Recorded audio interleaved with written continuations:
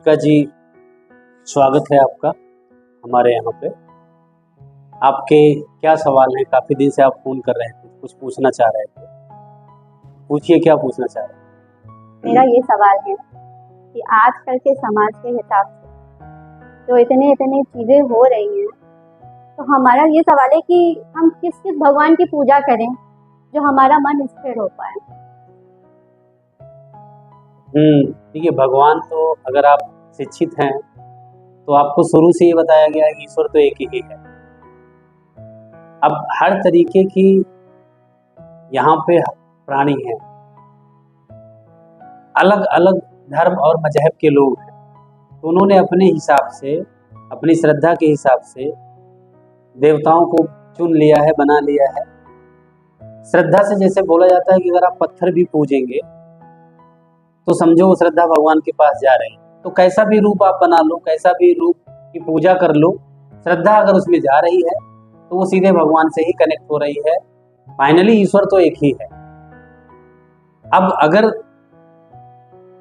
ये कंफ्यूजन ना दूर हो रही हो, क्योंकि ये तो काफी दिन से चर्चा का विषय बना हुआ है कि ईश्वर एक है, ईश्वर एक है, ईश्वर एक है। हिंदू, मुस्लिम, सिख, ईसाई आपस में सब भाई भाई, ईश्वर सब एक है।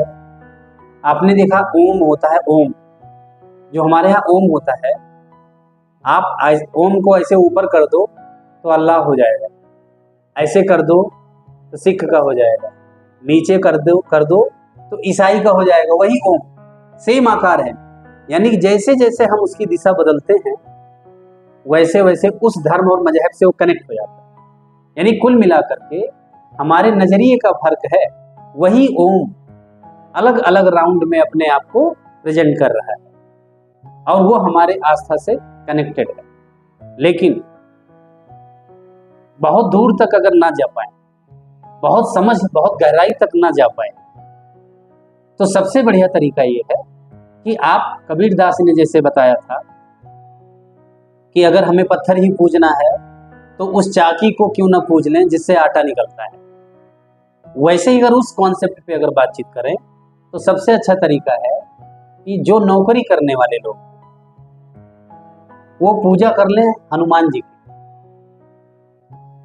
क्योंकि हनुमान जी के पास आपने देखा होगा कि बहुत बुद्धि, विवेक, उड़ने की क्षमता, दौड़ने की क्षमता, बोलने की क्षमता, लड़ने की क्षमता, बौद्धिक क्षमता इतनी होने के बावजूद भी केवल वो ऑर्डर ही फॉलो करते थे, अपने हिसाब से कुछ नहीं करते थे और अपने तौर तरीके से इस तरीके की विश्वसनीयता उस अपने सीनियर के प्रति या भगवान राम के प्रति, अपने लीडर के प्रति ऐसा बना लिया था कि वो कुछ भी कर देते, लेकिन कभी चीट नहीं महसूस हो सकता था इस ग्रुप को, इस टीम को।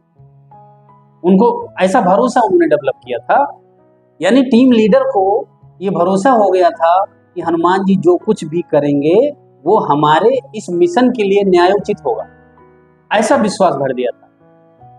वो चाहते तो सीता जी को उठा के ला सकते थे, वो चाहते तो रावण को ही उठा लाते, लेकिन नहीं, उन्होंने कहा कि ड्यूटी जो दी जाती है उससे ज्यादा करना नहीं, उससे ज्यादा सोचना नहीं और उसको बिना कंप्लीट के आना नहीं।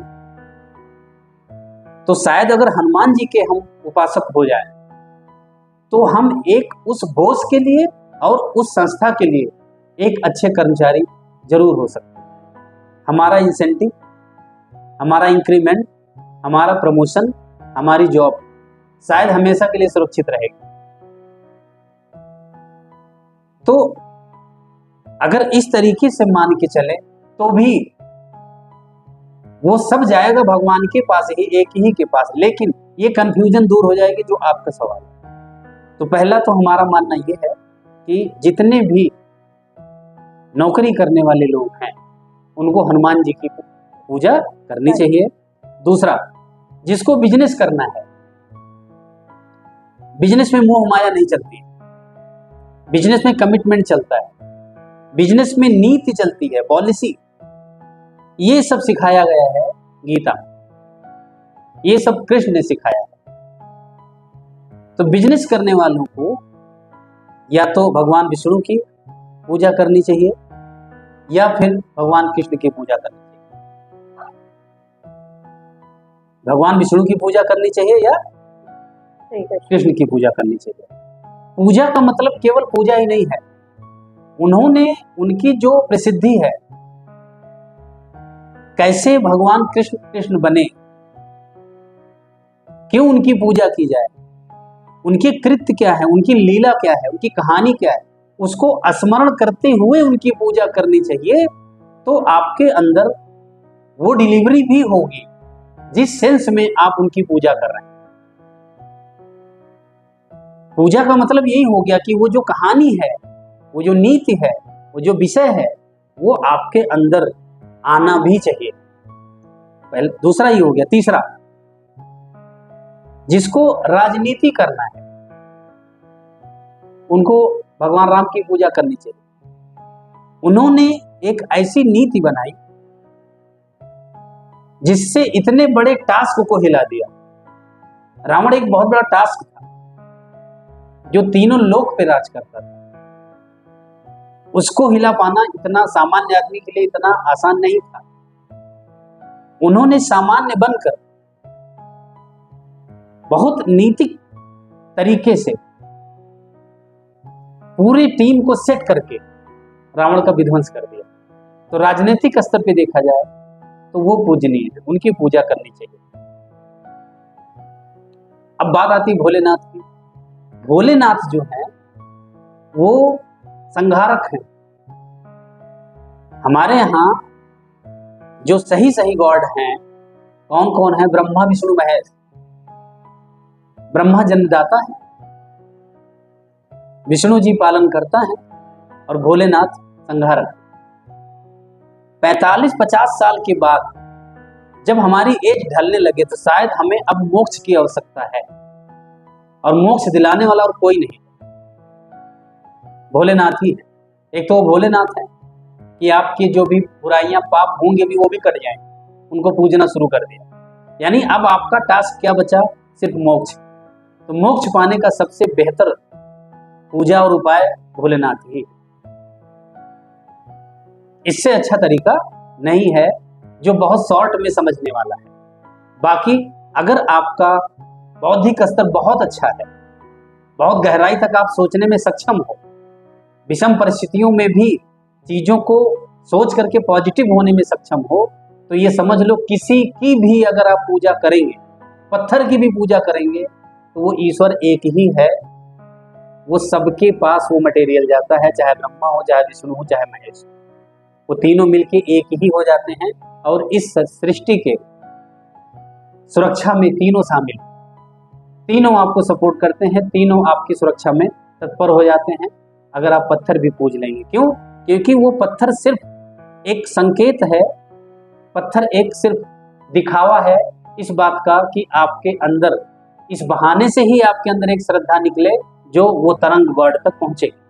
क्योंकि हमारी जो आंखें हैं ये जब तक किसी चीज को देख नहीं लेती हैं तब तक श्रद्धा सुमन अंदर से निकाल ही नहीं पाती।